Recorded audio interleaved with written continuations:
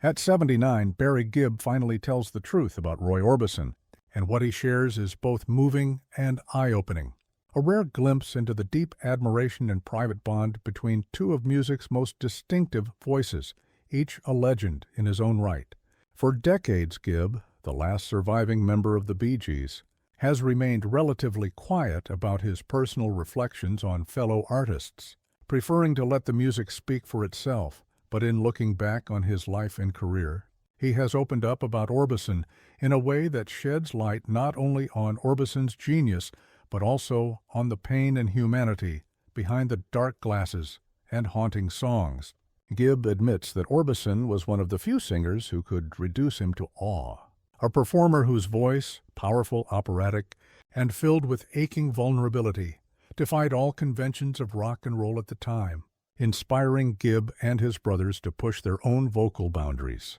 Yet Gibb also reveals that behind the mystique, Orbison carried immense tragedy, enduring the devastating loss of his first wife in a motorcycle accident, and later the heartbreaking deaths of two of his children in a house fire. Losses that shaped the melancholy beauty of his music and gave songs like Crying and Only the Lonely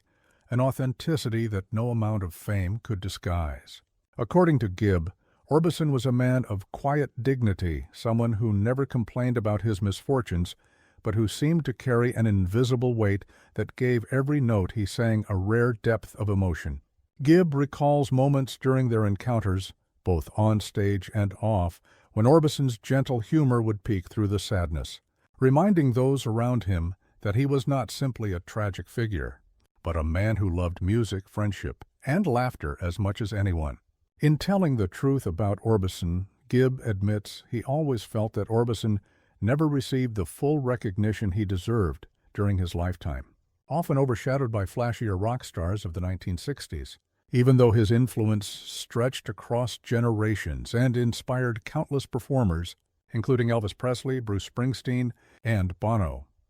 Gibb reveals that he admired not only Orbison's talent, but also his resilience, his ability to rise again in the 1980s with the Traveling Wilburys, alongside George Harrison, Bob Dylan, Tom Petty, and Jeff Lynne, proving that greatness never fades with age. At 79, Gibb reflects that Orbison's story resonates deeply with him because both men know what it is to carry loss while still being expected to perform, to put on a brave face for the world while inside carrying grief that never truly leaves. For Gibb, the truth about Roy Orbison is that he was not just one of the greatest voices in rock history, but one of the most human, fragile, wounded, yet endlessly creative, pouring his pain into songs that comforted millions. In sharing these reflections now, Gibb offers a final tribute from one legend to another, ensuring that Orbison's legacy is remembered not only for his music,